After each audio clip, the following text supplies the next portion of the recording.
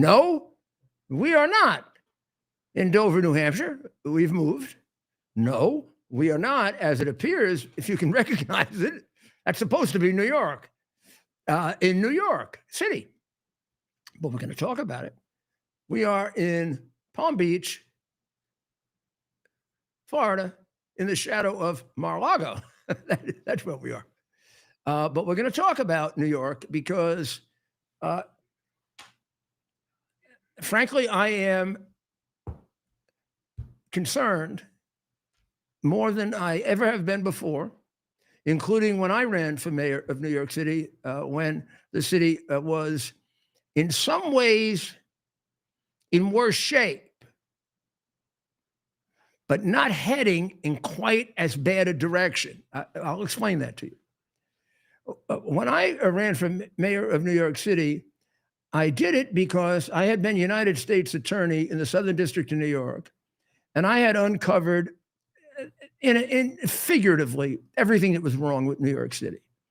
I know organized crime is the thing that usually is associated with me, breaking up the mafia, the five families. I prosecuted hundreds and hundreds of Sicilian mafia members, some here, a lot of them in Italy. We broke up Wall Street twice with the two major Wall Street cases, maybe ever. We prosecuted so many political criminals that nobody in politics liked me except the people. And they were fairly an equal number of Republicans and Democrats. We prosecuted terrorism, and I prosecuted two Nazis who had murdered, in one case, 20 million, or another 20,000, I'm sorry, and 30,000 Jewish people, and sent them off to their reward, which was execution. We took over the Teamsters Union and transformed it from the mafia to being a fair and square union. We took back Las Vegas from the mafia, the Fulton Fish Market, all of sanitation in New York, really all of New York. Well, there was a point at which I thought, since I knew everything was wrong with New York, including the street crime, which I prosecuted a lot of, because I worked intricately with the local authorities, not like now that the Democrats do, at war with the federal government, as if we're having a civil war. I thought, well, maybe I could straighten everything out. And everyone told me I couldn't win, can't win. They gave me these books, New York Cannot Be Governed. One was by a smart Harvard law professor. I didn't know then that Harvard was a shit college. And I read the books. It discouraged me. And long and short of it, I ran. Ran the first time in 89. I lost in a very, very close election. I decided I might run for governor. I got a great vote in New York, the highest vote any Republican had gotten since LaGuardia, higher than Lindsay, who had become mayor and then quit being a Republican. But Lindsay was such a terrible mayor. That he had to become a Democrat and an independent. He got chased out of the Republican Party. And then Dinkins was such a terrible mayor, it was virtually demanded that I run. And I did run, and I won. And I was more successful than I had any thought that I would be. And I left the city to Michael Bloomberg. And I'm not going to give you all the statistics because it's not about me. But it has just been described in a hostile newspaper as probably the most glorious 20 years of New York City, from me to Bloomberg. And Bloomberg had his share in it, but I did the hard work of changing it. New York City is now considering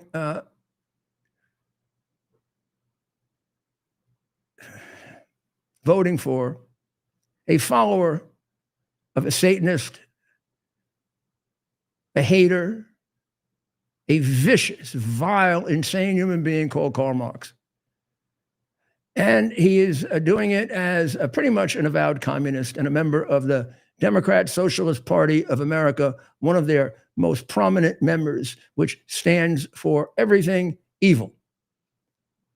I won't outline all of it, but the things that would relate to New York would be he would arrest Bibi Netanyahu if he came to New York City. He will, without any doubt, defund the police. He has already voted for defunding the police. He has called the New York City Police Department racist. I ran it. I had 4 uncles that were police officers, a cousin who died, and friends who died in the New York uniform. You bum.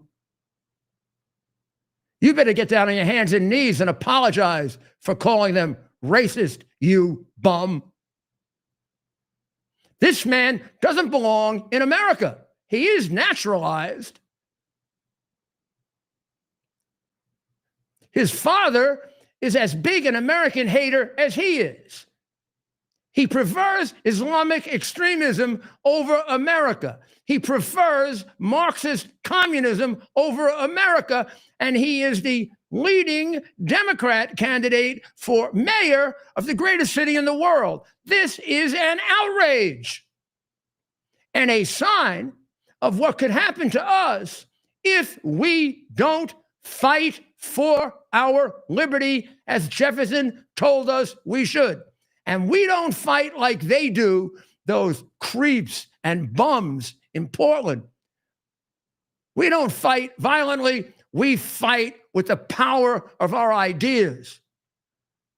Because the power of ideas come from the greatest men and women who have ever conducted government in the history of the world, our American forebears. So we're down to 2 candidates. The incumbent mayor, who was the lowest on the list at 8%, below 10%. No need to comment on him. He did bad things. He did good things. He did in between bad things and good things. But the populace has had him for 4 years, and 8% want to reelect him. Over, done. He did the right thing. He dropped out. Now we come down to the former governor, Andrew Cuomo, and Curtis Sliwa. The former governor is the son of the governor in the past, Mario Cuomo. But he also is a governor who resigned in disgrace, who resigned in scandal, a sexual scandal, which is of questionable merit, and a scandal regarding the death of many, many, many, many elderly people who were put in nursing homes who didn't belong there, and extremely disingenuous statements by that guy, that candidate, about why he put him there, and trying to blame it at times on Trump, trying to blame it on the government, trying to blame it on anyone else. Here's the answer. Blame it on him. I don't know how many died. It's well over 10,000. The families can tell you. They're out there. They tell you this man shouldn't be anywhere near anything having to do with the lives of other people. They have someplace else they want to send him. He's run a terrible campaign. He lost in the Democratic primary to this unknown 33-year-old guy who virtually has never had a job, comes from a very rich family, cheated his way through school, couldn't get into a good school, seems to be very, very charming, very cunning, and very dumb, intellectually inferior. Every time he tried to get into a good school, with all of the claiming he was black when he was white, he couldn't get in. So here's the choice. Mine, 100%, Curtis Sliwa. Curtis Sliwa has been a hero for New York from the time almost he was born. I know him almost since he was born. I remember when he started the Guardian Angels. I was the U.S. attorney, and the police, my wonderful police, they weren't so wonderful then because they were being tortured, didn't like him because they were embarrassed. He was doing what they should be doing, and the mayor used to go after him, Koch, and I used to protect him. And when the Gaudis tried to kill him, they tried to pretend it wasn't true. I went to visit him. And I've been his friend since then, and he hasn't let me down. And he is not a vigilante force. Shame on you if you say they're vigilantes. They don't cause trouble. I can't think of them ever causing trouble. They are restrained and they stop trouble. There was a time on 47th Street Restaurant Row when the police wouldn't do anything, nobody would do anything. This helped make me mayor. That they went in and they cleaned it up, and I went there and congratulated them. And during the 8 years I was mayor, I found them to be a massive help, not just in keeping crime down, but in straightening out the lives of kids that would go bad. They are now in oodles of countries. The man has run a massive organization. They see him as the guy on the street who protects them, and they love him for that. They wonder, can he be a mayor? Can he govern? Can he manage? He runs an international organization. That's one of the best in the world. You're damn right he can govern, and now I'm going to put him on, and you're going to get to meet him, and by the time you're finished, you're going to send him money, and you're going to work like hell for Curtis Sliwa. I almost feel like I'm passing the torch on to you to save New York, Curtis. I am. Here's the torch. Well, when people, Mr. Mayor, ask me, all right, look at the candidates. There's 3 of you left. Who is Zoran Mandami? Oh, he's a smooth operator. He must have learned from President Barack Obama. Smooth, likable, affable. But people don't really know him. So I say, think of Bill de Blasio on steroids. The left hates de Blasio. The right hates de Blasio. Andrew Cuomo, failed governor. He is the author of No Cash Bail that has turned all these criminals loose in the streets, raised the age to 18, and he wants to close Rikers Island, which would create a crime epidemic in New York City, which he already did in the state of New York. So then you look at Curtis Sliwa and they say, well, who are you? I say, think of Rudy Giuliani 2.0. I learned from the best. And I remember we would have sessions and you would explain to me how you put together ComStat, how you forced so many of the agencies to be responsible, to be transparent. And when they weren't doing well, you were there to lift them up. This way, the people could actually derive benefits from city government. And we certainly improved enormously under you. So I did my apprenticeship under you. I was your intern. Remember, I was on the absolutely. You were there all the time, Curtis, particularly when times got tough, you were there, including 9/11. You know, I'm just a few blocks away from the old crony that you ended up locking up. You had to go to Bridgeport to actually try him, Stanley Friedman, the old Bronx County boss, when corruption was rife throughout New York City. They moved the trial to Bridgeport, and I remember you told me after making the closing arguments you left, you said, I lost that one. Turns out by the time you got to New York City, he was found guilty on all the charges because political corruption is now at the epicenter of what's eating into New York City. Do you know when you ran against David Dinkins, I used to chastise you and say, you're on the Liberal Party line of Ray Harding. And I said, but David Dinkins is the Democratic Socialist of America. He was DSA before there was AOC, before there was Bernie Sanders, before there was Zoran Mandami. The socialists love David Dinkins, and you were able to rescue this city from the DSA, which could have gotten very strong then. They got weaker. And then because the moderate Democrats didn't fight for their power party, Rudy, they turned it over to the socialists. And now they got to leave it to the Republicans to save this city because the Democrats, they just can't do it. And Andrew Curtis, the last person to do it. Curtis, the city in numbers, if we just look at numbers, is not as bad off as when I ran. But when you win, you're going to have a harder job than I did. And there are a couple of reasons for that. The numbers don't tell everything. And it may be that the crime situation is really, really bad, but you have a good formula.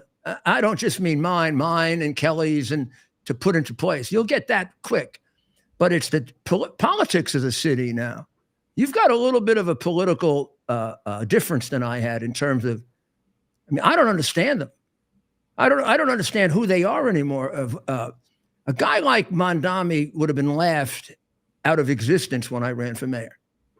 So how do you, and you can have a city council that wants to allow illegal aliens to vote. How do you deal with all that? Well, you know, Rudy, the difference is I remember watching you and how you got all the DAs together, from Morgenthau in Manhattan, who was an institution, to Duckdown, they called him DA Brown, and Queens, some of the other DAs. He remembers everything. And you got them to cooperate in terms of prosecuting according to what the law called for. You had Peter Vallone Sr., who was the Speaker of the Council, that brought Democrats and Republicans together. And you were able to work with him. And although you agreed to disagree on some issues, the basis of law and order and public safety, you had them on board. And because you had the cooperation of the city council, of the DAs, you were able to push forward with your initiative. Now, one thing I learned, as you know, my two youngest sons, I raised with Melinda Katz, who is now the DA in Queens, Democratic DA. And she was a city councilwoman. She was in charge of land use. And she used to tell me, Curtis, the way you get the attention of the city council people, no matter what their politics, discretionary funds. They have projects in their districts that they got to bring home to their constituents. Don't be greedy. Go into their district, just say, I need one vote. This is the one vote I need. I'm going to help you get what you need. So you're going to be Mr. Big or Miss Big 100%. In your district. And it works every time. Now, Eric Adams, he wouldn't do that. The only time he would come into the district if they were cutting a blue ribbon and opening up a nightclub, and then he'd be there till the break of dawn. He was Jimmy Walker, on steroids. And then Bill de Blasio was too busy on the back porch of Gracie Mansion when you and I used to sit. But Bill de Blasio would be smoking Maui Wowie and Hindu Kush doing Puff Puff Pass with Charlene. So that's why Zohar Mandami is dangerous, because he'll put 20 hours a day into destroying the city. As you know, Bill de Blasio, he'd have to take a nap. He'd have to rest. He never really did anything for the city at night. Well, what you're saying is exactly the way to run a city or a country. And what you're talking about, I learned from Ronald Reagan. I watched him work with Speaker O'Neill, and I watched him go into districts and help Democrats who no Republican would ever help. And then all of a sudden, secretly, they would show up for votes. You may remember this particular council member. There was a council member, Hispanic, very anti-me, very left, voted against me all the time. His father died. But I kind of liked him. I used to talk to him all the time. I went to his father's funeral. All of a sudden, Randy Mastro comes up to me and says, he's going to endorse you for re-election. Yeah. I said, are you crazy? He said, no, Mayor never went to his father's funeral. I mean, these are the little things that if you're a politician in the right sense, meaning bringing people together, you understand. And Curtis, you've got it. You got the natural talent for it. Now, how do we get this message? How do we get it out? Really out, because it's so obvious that you're the better choice. I told you this when we talked the other day. I've had an incredible amount of pressure from Republicans to support Andrew Cuomo. And I'll explain to you, whether we win or lose, we got to go down fighting for what we believe in, not like a bunch of little whores, Rudy, the other day I visited the monument that was set up to John Paul Jones, father of the U.S. Navy, that my father took me to in Bay Ridge before he'd ship out. He was a merchant seaman 50 years. And he told me how in 1779, he goes, America, we were getting our butts kicked by the British. John Paul Jones takes a frigate off the coast of England, gets surrounded by a British warship, and the admiral off the bow tells him, it's time to surrender or we'll put you down in Davy Jones's locker. And John Paul Jones's men were saying, we must surrender, Captain, we must surrender. And remember those famous words when he went from starboard to bow, and he said to the admiral, I have just begun to fight. And overwhelmed, they not only won that battle, but they took the British warship. And when you go to Annapolis now, he's entombed there, and you see the words, I have just begun to fight. The issue in this campaign is affordability and the cost of living, no doubt about it. But right there, side by side with it, is public safety and quality of life. And it's miserable here in this city. Part of the reason that so many people are fleeing. In fact, they're going to Florida, Georgia, North Carolina, South Carolina, Texas, Tennessee. I have to stem that flow. My whole concept is improve, don't move. And with the support of you, Rudy Giuliani, that resonates with every Republican in the city of New York. I say to them, Andrew Cuomo, the author of No Cash Bail that has led to the disaster in New York State, if you were to give him the keys to City Hall and Gracie Mansion, the criminals would run amok. No Rikers Island, raise the age. You cannot provide public safety and law and order if you're pro-criminal. Rudy, we live in a city now where we lock up toothpaste and we don't lock up criminals. That's got to stop. You know, We become the laughing stock of America because of that. And we have to name and shame these DAs like Alvin Bragg, who turned these criminals loose, that Eric Adams refused to do when he was mayor, and Andrew Cuomo will refuse to do because he fears being indicted by the most powerful district attorney in America in Manhattan County, as you know, Morgenthau was for many, many years. You know, at the very beginning of Adams' administration, I asked Bernie Kerik 2 questions. One, why doesn't he take on Bragg? Bernie, now departed, said, because Bragg could indict him. I said, you mean for nothing? He said, no. I said, well, what's going to happen? He said, Adams won't make 4 years. He said, look, I was his boss. I know him. Go take a look at what he did in Brooklyn. You'll find out he ain't going to make it. Well, he's gone. Let's not talk about him. But the reality is that how can Cuomo do anything about the laws that he passed? Cuomo was gone, so we tend to blame it on Hochul and Bragg. And the guy who passed these laws is Andrew Cuomo. But the worst thing are the old people that he won't apologize to, that he won't admit, that he's blaming it on everyone else. You know why? Because he can do it again. He can do it again. A guy who is that perverse can do it again. You know, there's another impediment, Rudy, and this is the interesting one, because when you went to the wake for Bernard Kerik at the cathedral in Paterson, where he was born and raised, you passed me 3 times. You didn't even know it. You, your aide-de-camp Ted, Dr. Marie. I had my beret off because you have to take it off in the Catholic Church. You went back and forth. Bo Dietl went back and forth 3 times. Didn't realize it was me. None of us saw him. None of us knew, Mayor. My friend, I'm not sure I would have recognized you on the show if you showed up like that. only my mother and my wife Nancy would have. But it just goes to show, if this is what prevents people from voting for me, and you know how important this is to me, it represents 6 guardian angels killed in the line of duty, 3 dozen seriously injured, and a worldwide organization where we have volunteers all over the world. If taking this beret off means you would vote for me for mayor, I make this promise to you, the greatest mayor of our lifetime. I will never wear the red beret again if you elect me mayor.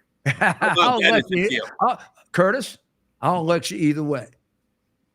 And also, I look at the Green Beret differently than people do. Yeah. There are people that have associated it with vigilantism because that's been the bad rap on you. I associate it with saving young men and women's lives. Yeah. These kids were not going out. These kids were going out just being monitors. I remember from day one when you first brought them out, the cops tried to turn me on you. And what I said was, if these kids weren't with Curtis, they'd be holding up stores.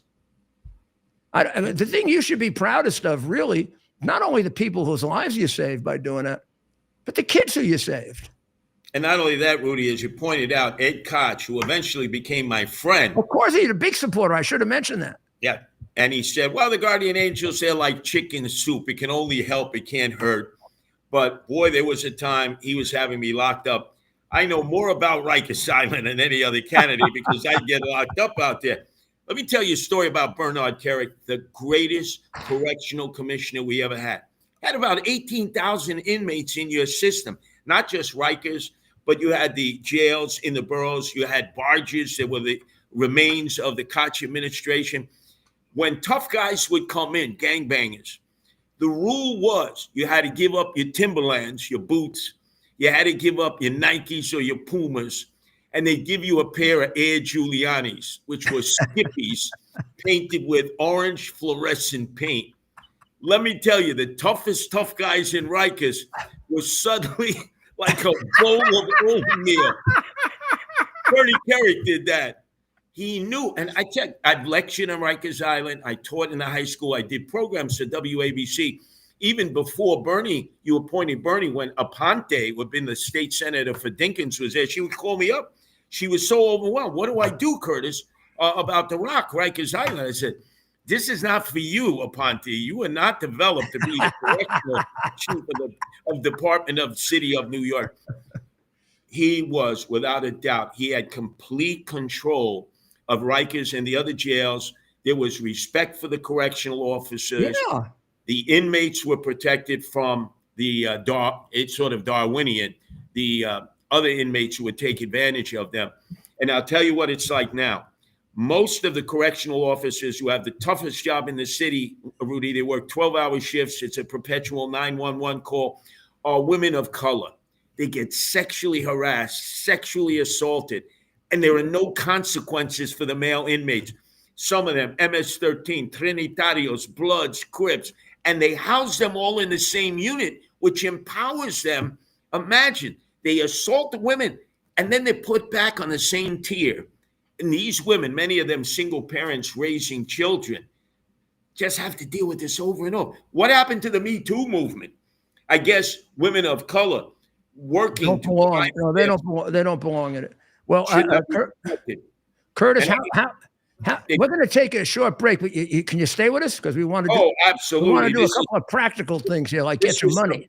The best day of my life. An endorsement from the greatest mayor of the city of New York, Mr. Law and Order, Rudy Giuliani. I applaud you, Rudy. We'll be right back with the next mayor in New York. U.S. Army Major Scott Smiley paid a high price serving our nation. Scott was leading his platoon in Iraq when a blast sent shrapnel through his eyes, leaving him blind and temporarily paralyzed. Scott would become the first blind active duty military officer before medically retiring years later. Thanks to friends like you, the Tunnel to Towers Foundation gave Scott and his family a mortgage-free, specially adapted smart home. Show your support for America's heroes now. Donate $11 a month to Tunnel to Towers at T2T.org.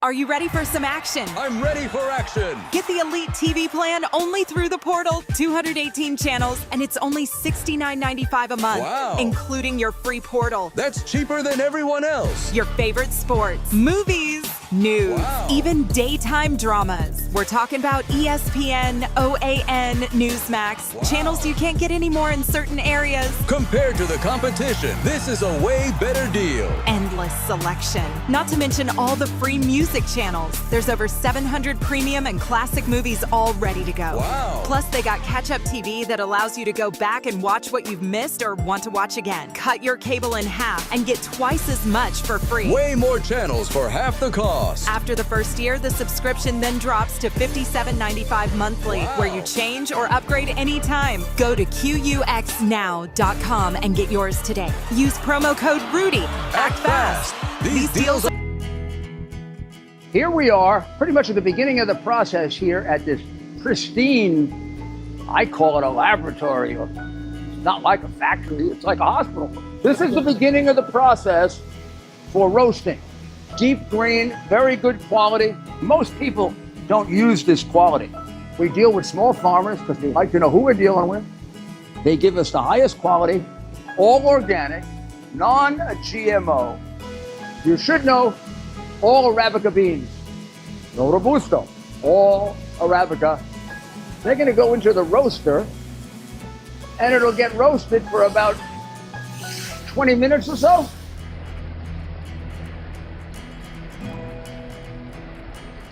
Oh my goodness, look at these. My goodness.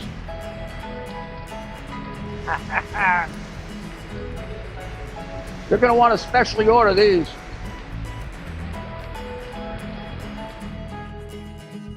This is what goes into Rudy's coffee.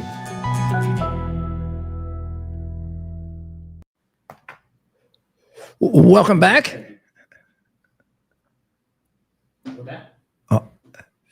Welcome back, ladies and gentlemen. This is the Rudy Giuliani Show, and it's the Rudy Giuliani special, really. And we are announcing our 1,100% endorsement for Curtis Sliwa for Savior of New York, not just Mayor of New York, but Savior of New York. And he's been explaining, some of the issues. One of the, we're going to put Carl on now. We are momentarily waiting for Carl to join. Well, when Carl Campanile joins, he's going to question us both. So we get a third party involved in this, and then we may have a surprise guest at the end. But Curtis, so tell us now, how do people donate to your campaign and or volunteer for your campaign? All they do is go to sliwa4nyc.com. That's SLIWA. 4, not the number 4, FORNYC.com. Got it. And tomorrow is my second best day because I will be sitting on the first base line of Yankee Stadium, your old spot there, right near the dugout, Mayor. And I'll be cheering on our Yankees, who are 2 down to the Toronto Blue Jays. And I'll be putting on in Italian, we have this word, is I would have a cup of coffee of yours in the morning, nu tazza di caffè with ubisquet, the Malukia, the curse on Vladimir Guerrero Jr., whose father was one of the greatest baseball players of all time. I always thought that George Steinbrenner Sr. would get him. Remember, he hit 450 home runs. He batted .318, his father, and he had a gun in right field when he played for the Expos and the Angels. I remember. And his son, boy, has his genes. We got to get Aaron Judge to hit the big one, and Stanton, who's just gone quiet. So I'm going to be putting the hex on the Toronto Blue Jays and cheering on our beloved New York Yankees because it's do or die tomorrow night. I'll be sitting with Nancy. I would be with you if I didn't have my bad back. Well, I know, but I have still Nancy, broken, who loved David Wells, number 33. She spent a whole summer going to Yankee Stadium. She drove a Mr. Softy truck out in Lake Ronkonkoma and wine danced to afford to go to Yankee games. She loved David Wells. Well, when David Wells pitched his perfect game, I called him up after, and I said to him, David, it's traditional. You come to City Hall. And he said, what happens? I said, well, usually I give the player the key to the city. But in your case, I'm not sure I can trust you. And Rudy, one last thing. Rudy chose me to be the MC at the rally for the Subway Series 2000. Bryant Park, Met fans on one side, Yankee fans on the other. I hate the Mets. And remember, I was just viciously attacking them. Your deputy mayor said, get Curtis off there. He's going to cause a riot. And you told him, he's exactly right on this. And we went on 4-1 to win the World Series. Jeter MVP. Oh, that felt so good. Can I give you some advice about that? Yes. So when I became mayor, they wanted me to wear one of those hats, Yankee Mets. Adams wore one, jerk. Yes. He got all kinds of boos for it. And Koch used to wear that, but Koch didn't know baseball. So he didn't even know what he was wearing. Koch thought he had a soccer hat on. Yep. So I put it on and I say to my people, the Met fans are going to get annoyed, but they'll vote for me because they'll respect me. And first time I show up in my Yankee hat, oh my God, I go to Shea Stadium, they're booing, they're yelling, they're calling me names. However, I got more votes very often in Met territory than I did in Yankee territory. They never because Mr. Mayor, true baseball fans respect that. If you're a Met fan, you hate the Yankees. Yeah, you don't want me to bullshit you.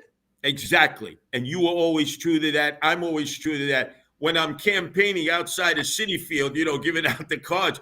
And so what are you doing here? You hate the Mets. I say, yeah, but you're voters. And I need as many votes as I can get. In the middle of us is the great New York reporter, Carl Campanile. Carl, I just made clear what was probably pretty obvious, that I support Curtis Sliwa.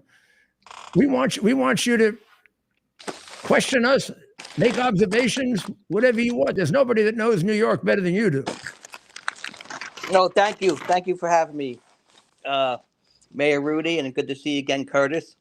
I was wondering, because I know you mentioned you got to stand on principles, and you mentioned, and I guess you were surprised about the number of Republicans who were trying to encourage people in the business community, and some Republicans trying to encourage people to vote for Cuomo instead of Curtis Sliwa, who is the Republican nominee, right? And Curtis, by the way, there are people running under him on the ballot, right? You have people running for council. So if he were to withdraw from the race, that could hurt other Republican candidates. Is that right? One, you guys want to address that? Go ahead, Curtis. The answer. Yeah, there are so many good candidates who are running for re-election. Vicky Palladino is a powerhouse. Joanne Ariola, and especially Christy Mamarado, the sister of Mike Rendino, the Bronx County chairman. The first time in 50 years, Rudy and Carl, that the Republicans won a city council seat in the Bronx. And I'm supporting it. We're fighting every day in the streets of Morris Park and up in Throgs Neck to get her reelected. If they don't vote for me and go down the ballot and they go hunting for Andrew Cuomo, which, Carl, you've seen the ballot, it's like a maze to find Andrew Cuomo. You think they're coming back to finish the rest of the ticket? The answer is no. So that's why we have to make sure we get Republicans back home and they vote the line from Curtis Sliwa right on down to the judgeships. Mayor Rudy, have you spoken to President Trump about the race? Because the one thing that's kind of surprising in how the president, for whatever reason, seems to be undermining Curtis Sliwa's campaign. Well, I don't think he is. If he was, it was inadvertent. I don't think he had focused on all of the possibilities in it. You are right. There was a tremendous movement to get Republicans to support the Cuomo. And the theory was not against Curtis. They didn't even think about Curtis. They looked at the numbers and they said, oh, this guy is at 20 something. The other guy's at 8. Well, let's go that way. And Cuomo is a well-known name. And they pushed it that way very, very strongly. I argued back that Cuomo was at his maximum. I think there's a lid on Cuomo. He's not going to go any further than wherever the hell he is now, and he's going to go down because people have things against Cuomo. Big things. Big things. People on Curtis, they either like him or they don't know much about him. So Curtis has a much bigger upside. Finally, whether we win or lose, we have to go down with the party. As you pointed out, your question was excellent. We got to fight. Suppose we get this guy, Zandami. We got to be ready to fight the next day. And we got to build a party to do that, which means we got to get young people elected. We have to have Curtis around as a symbol who fought the fight. You know, I lost the first time. So you have to stand on principle. You can't move so far away from your principle that what is our little party, Republican, that's grown actually since Curtis ran, and my son and other people, Zeldin. We got to keep growing it, and we got to stick with it. We got to believe in it. And if we were going to go for a Democrat, we should go for a Democrat, you know, who's kind of like halfway our way, not a Democrat like Cuomo. We sell ourselves out. I'm sorry, I hate to use the word, but we are New Yorkers. When we support someone like Cuomo, we look like a bunch of whores. Well, you did vote. You did endorse another Cuomo, right? When you were mayor. A different situation, and boy, you got me good on that one. But that was a situation in which people did a lot of that. I was elected with the support of Koch, Carey, the former governor, and Cuomo virtually endorsed me. He put out the DeGenti report right in the middle of the election to kill Dinkins. So he didn't support me verbally, but I'm not going to say there was any agreement of any kind, but he helped me get elected. Plus, I was very worried about the people around Governor Pataki. I proved to be wrong. I thought he had too many people who were dishonorable and frankly crooked around him. It turned out he didn't take their advice and they didn't become quite that important. He turned out to be a great governor. But I made that in good faith to save the city. He promised to save it for me. Pataki wouldn't promise. I know you mentioned a couple issues before. When you opened the program before Curtis came on about some of the reasons that you were backing Curtis, and you had issues with the way Governor Cuomo had handled the COVID outbreak with the order of discharging COVID positive patients who were treated into the nursing homes. And I don't know if you mentioned the bail law, or I know there are a lot of folks who are opposed to the congestion pricing, the new congestion toll to get into the Manhattan Business District. Are those issues that you have, you have major problems with Cuomo, as well as with the obviously resigned, following the sexual harassment accusations? Oh, absolutely. I mean, Are those disqualifying? I mean, what disqualifies, in your mind, what disqualifies Cuomo from being elected mayor? I would say what happened with the elderly people puts it in the category, and not explaining it, puts it in the category of we're starting to talk about not just politics, but not being a complete human being. The responsibility for the bail laws, the underage laws. And how about the following, which I neglected to mention? This is the one that I get angry about every day, because I have relatives on this list and close friends. Since he changed the parole laws, 48 cop killers are walking the streets of the city of New York in just 6 years. That's a few too many cop killers for a guy who wants to be mayor to put on the streets. How the hell is the New York City Police Department going to follow him any more than Mondami when he's putting out on the street people who kill cops? We usually give these guys who are cop killers sentences in lieu of the death sentence because they're never going to get parole. Cuomo completely changed that on a scale never heard of in America. 48 cop killers that you let out, Cuomo, is a little too much to have on your conscience. Okay. I think, Carl, on that note, with the death, thank God, I celebrated the death of Joanne Chesimard, a.k.a. Asada Shakur, behind the sugarcane curtain of Cuba that gave her sanctuary. She was the leader of Black Liberation Army. Their goal was to destabilize and declare war on America by killing cops. His parole board released many of the Black Liberation Army members who had killed valiant New York City Police Department cops. Their families can never forgive him. He seemed to want to do that to show his liberal progressive credentials. He thought, as a liberal progressive, it would earn him a pathway to the White House. That's why he went so far to the left. No cash bail, raise the age, close Rikers Island. You know, I knew Mario Cuomo, who was our supporter when Rudy was. Andrew is no Mario Cuomo. Andrew is no Mario Cuomo. I think you could agree with that, Rudy. Oh, I knew it back then. You know, Andrew, way back in the Cuomo campaign. Shall I use the phrase? You going to vote for Cuomo or the homo? It was on Austin Street. What do you think? You think Andrew Cuomo was responsible for that? No, I didn't say that. Oh, but I'll tell you, Ed Koch said he was. Yeah. I said, I don't know. I have no idea if he's responsible for it. But Ed went to his deathbed believing it. And the same guy who managed your successful victory campaign, David Garth, managed John Lindsay. Remember the 69 Mets? He wasn't a baseball fan either. No. Oh, you're going to embrace Gil Hodges in the Mets. I wouldn't mind having him back now, though, right, Carl? We could have Him or Roger Ailes, one or the other.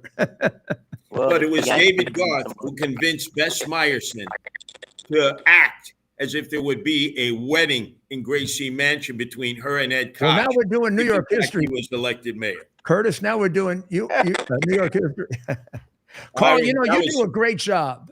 That was a brilliant strategy. And the issue that year, because remember, 1977, you had 4 candidates.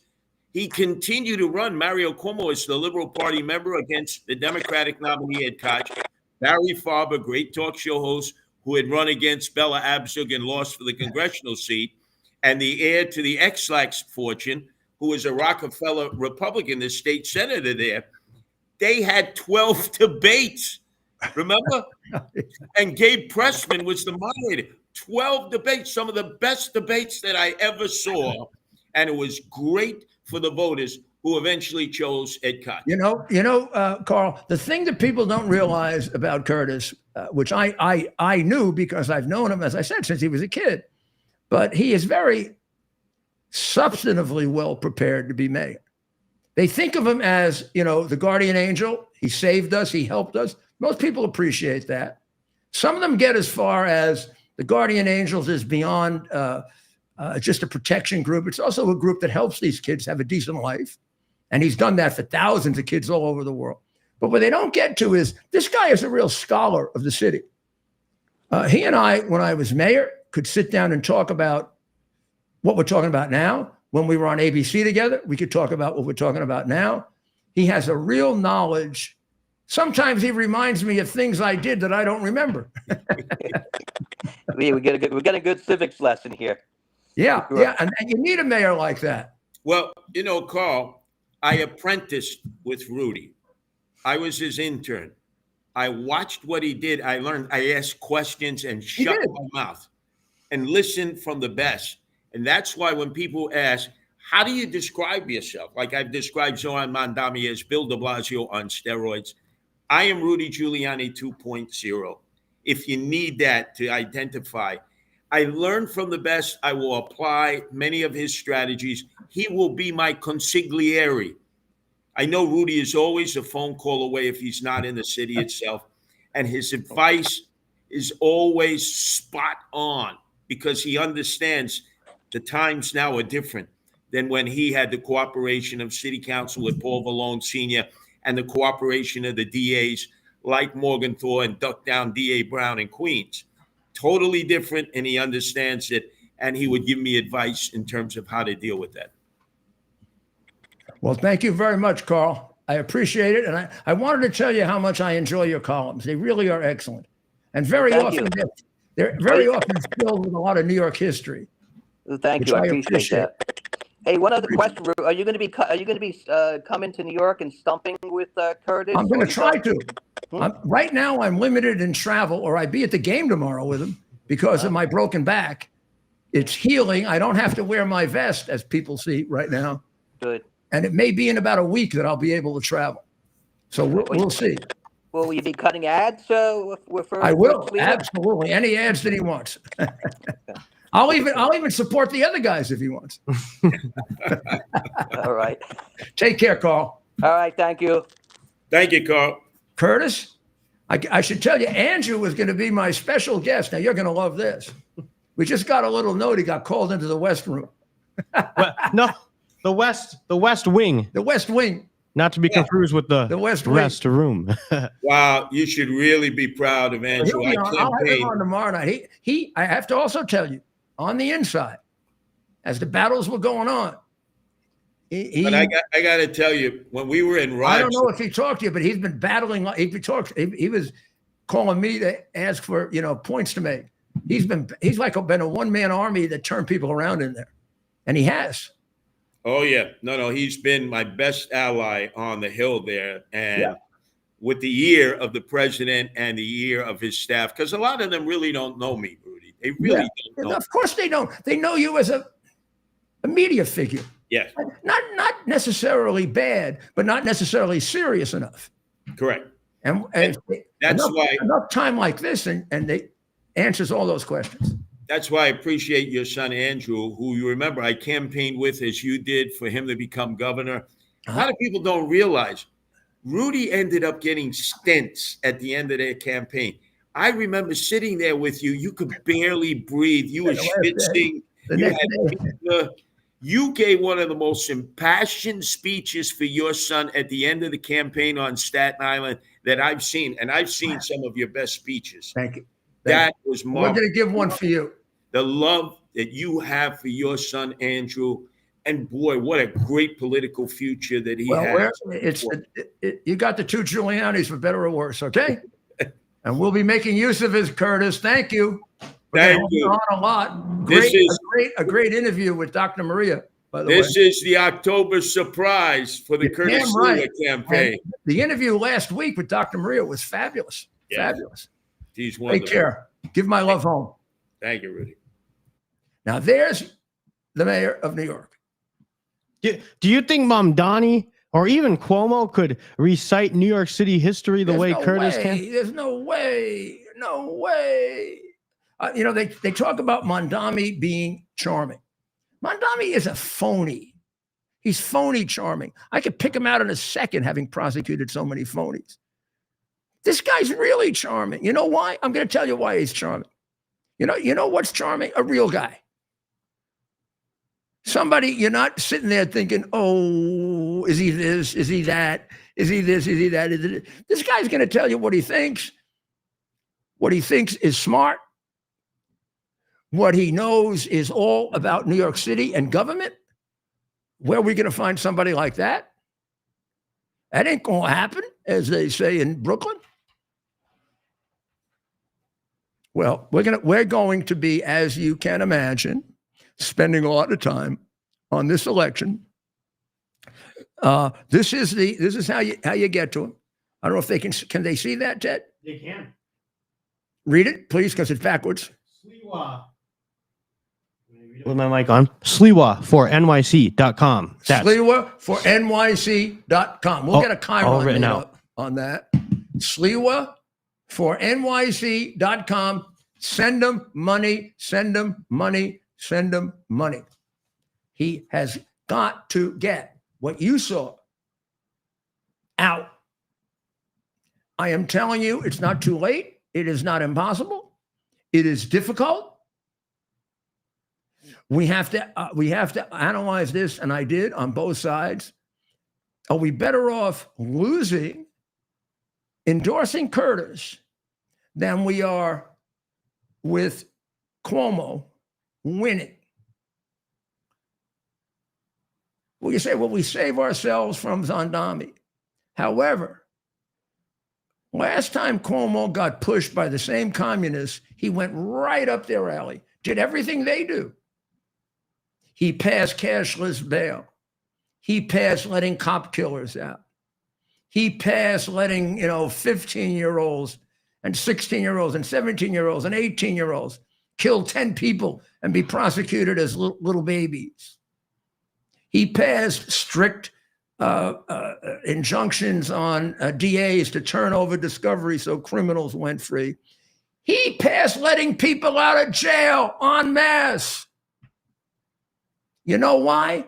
Not because he isn't himself maybe somewhat moderate, but he's not a man of principle. And you put the pressure on him and he becomes as left as Mamdani. So what am I getting? If things remain one way and nobody pressures him, he'll be okay. Or he may just in the middle do a big switch on me.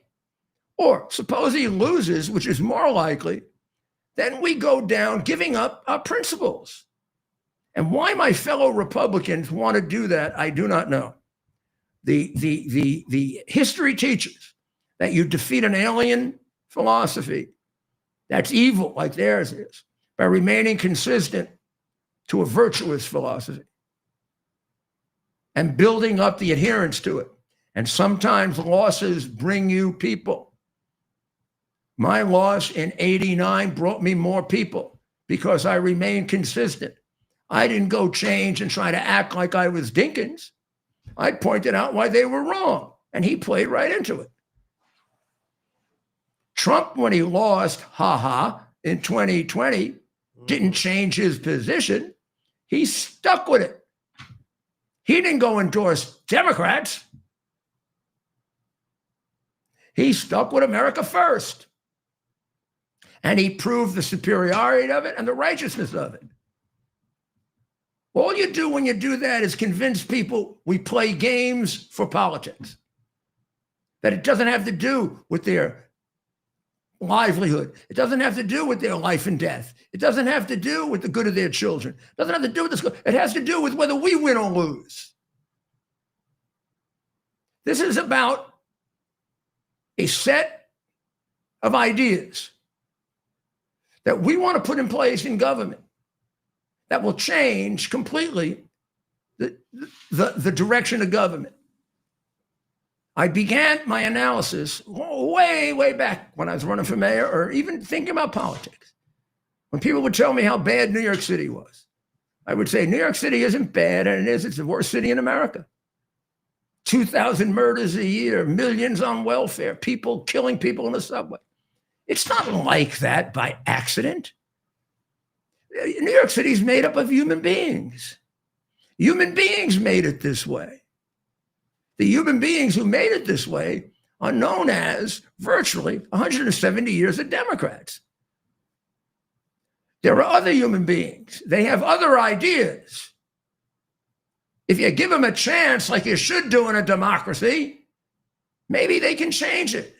Well, they did, and we did. Better than ever before in history. And now Trump is doing it. So let's give it a shot with Curtis.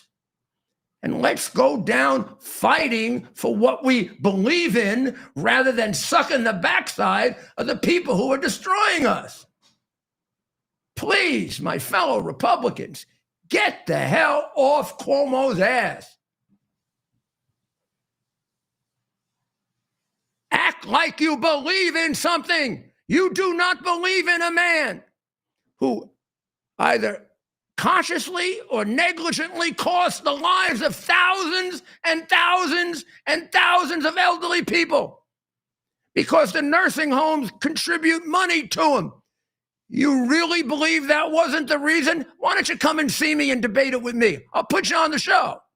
Any one of you Republicans who wants to explain to me how you can support a guy who through negligence or on purpose got all those old people killed, you come on this show.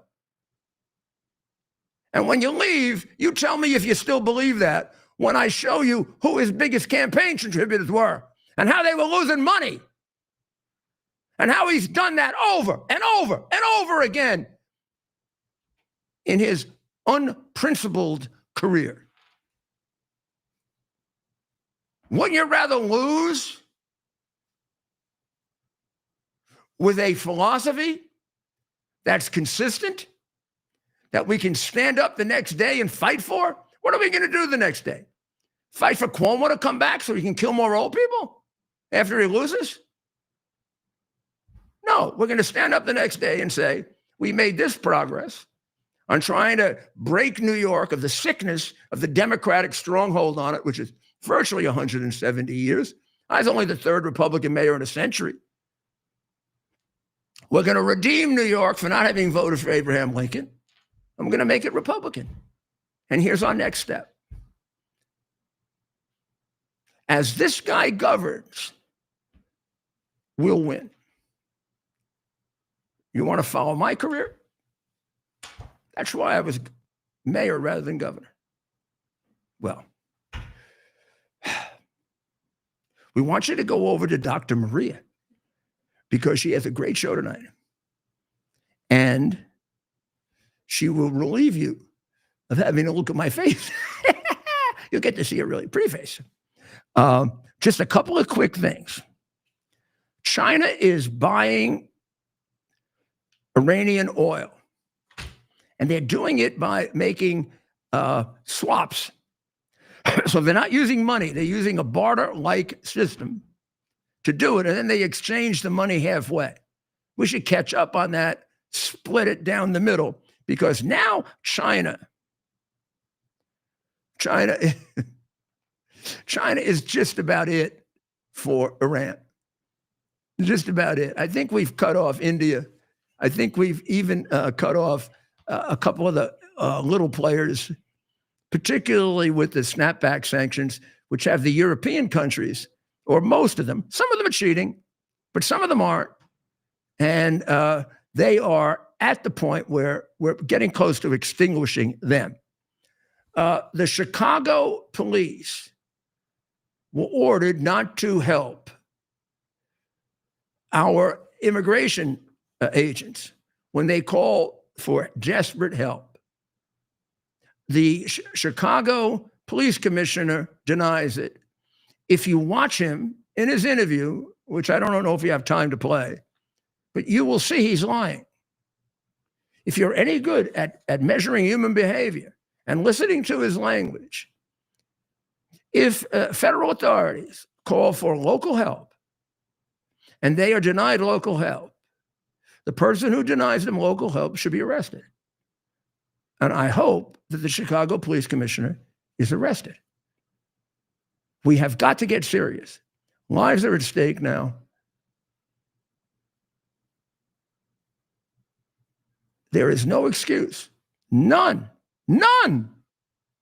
for any court to stop President Trump from putting the National Guard into Portland, where they beat the shit out of ICE agents because the police don't stop it. Same thing in Chicago. There's no reason why he shouldn't put in the National Guard to protect his federal agents because the police are ordered not to stop it. What are they? Just targets?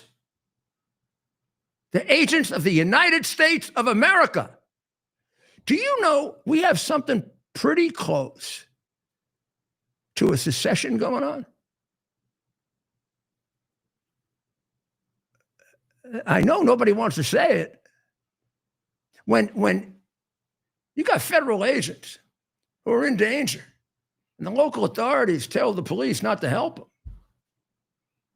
what government do the local authorities belong to? Haven't they violated their oath of office? They take an oath to the Constitution. Now, if they're going to do it once or twice or regularly, have they not seceded from the United States? Doesn't sanctuary city in and of itself indicate a secession from the United States? It always has. We just go, oh, well, we don't want to deal with that because we need the pussies. There are bounties on immigration officials. Bounties. The cartels and the terror groups are putting bounties on immigration officials.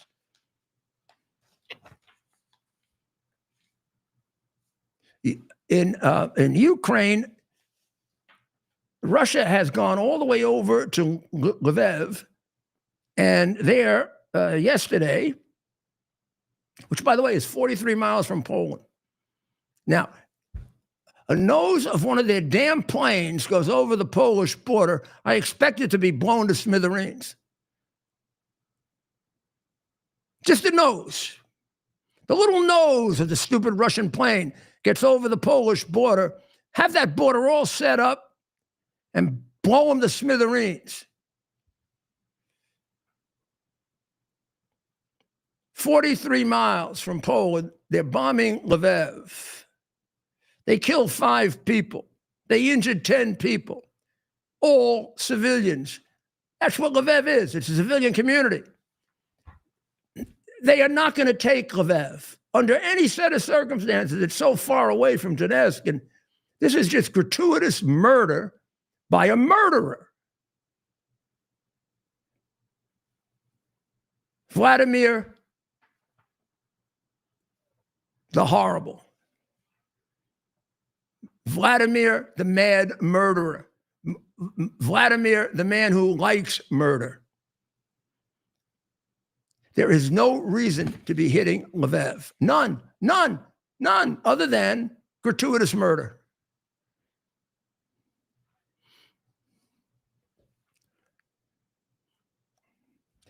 Just want to make sure I got everything covered here, and then we're going to go over to the Virginia's governor's race. I think we covered that in the first show, but I want to point out to you that you got a twofer there. By a twofer, I mean you got a governor named Abigail Spanberger, who candidate, who is refusing to take a stand on whether Richard Cox, a biological man claiming transgender status, who repeatedly exposed himself to women and babies, to children in Northern Virginia, including in Fairfax and several other counties, whether they have any intention of prosecuting him in Fairfax County. Fairfax County, all Democrat, one Republican, 4-1, no prosecution. This guy's already a sex offender. Picture. No prosecution. Let him walk around. Let him keep doing it. He hasn't done enough bathrooms yet. He hasn't shown his penis to enough little girls yet, you Democrat creeps. People want the state to step in. They want to know what Spanberger would do. You know what Spanberger has said?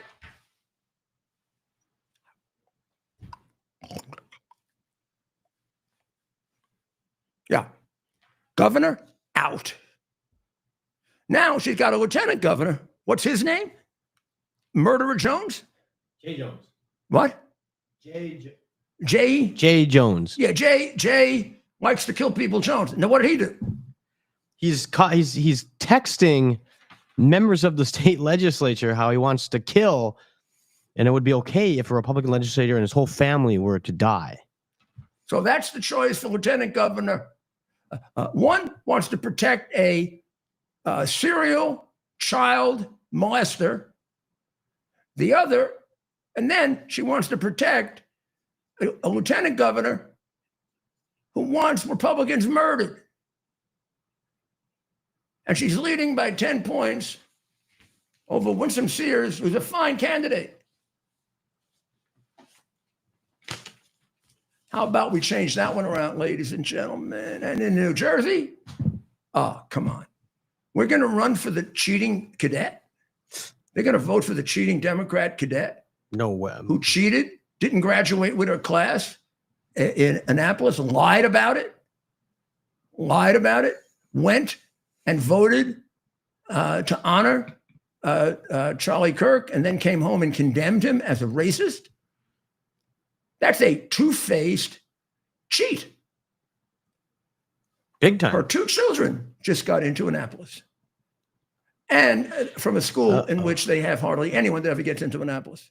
I wonder how that happened. Oh, geez. Questions? We just wish for them a better future than their parents. You know, we'll get into it tomorrow, but it may be that their parents, the two kids that got in, and we will not hold the parents' sins on them.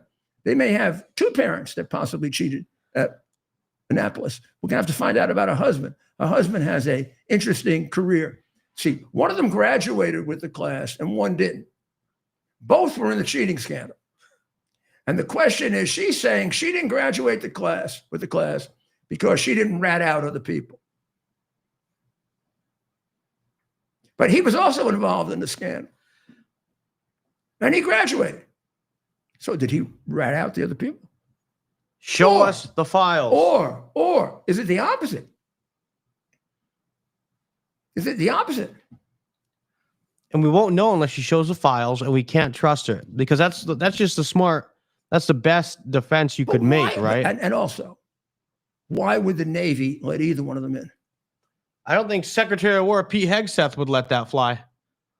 Somebody who cheated on their final exam at Annapolis, we're going to let them in the United States Navy. And then what do they turn out to be? Crooked politicians. That's what you get. You end up with a crooked politician. Well, we had a great time with Curtis. For me, it's like, among other things, old times, but there's too much at stake for me to be relaxed. I am glad he's going to be at that Yankee game tomorrow. Very jealous that I can't be there.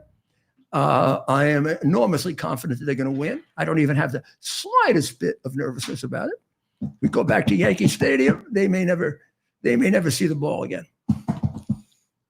How about Carl? I meant to point this out with Carl Campanile with a nice Nice addition to tonight's It was show. a nice addition. He was Carl. taking notes. He's like an old school journalist. Did you hear him and flipping Carl the pages? takes notes all the time, and he writes about everything. He's probably going to write about what the set looked like. He's going to write about. He's fabulous. He's a I meant to point that out when he was on. We got to have Carl on more often, on other subjects. He's he doesn't just cover New York anymore.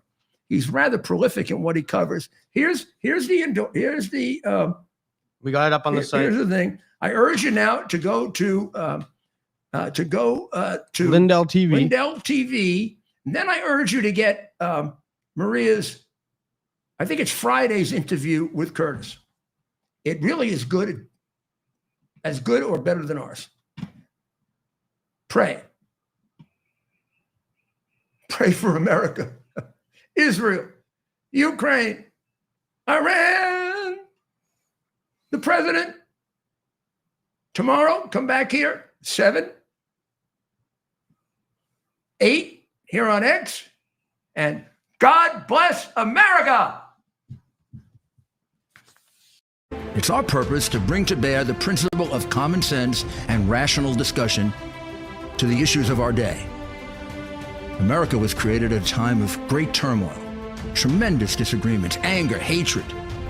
There was a book written in 1776 that guided much of the discipline of thinking that brought to us the discovery of our freedoms, of our God-given freedoms.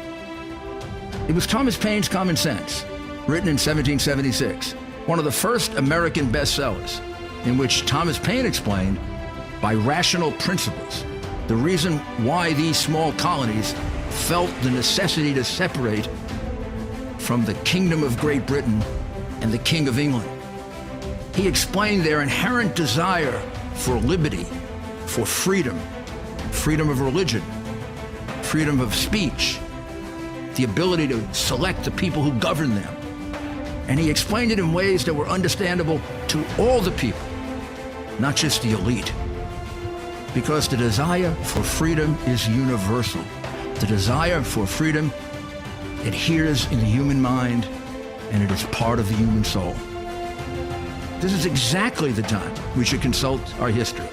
Look at what we've done in the past and see if we can't use it to help us now. We understand that our founders created the greatest country in the history of the world, the greatest democracy, the freest country, a country that has taken more people out of poverty than any country ever. All of us are so fortunate to be Americans. But a great deal of the reason for America's constant ability to self-improve is because we're able to reason, we're able to talk, we're able to analyze.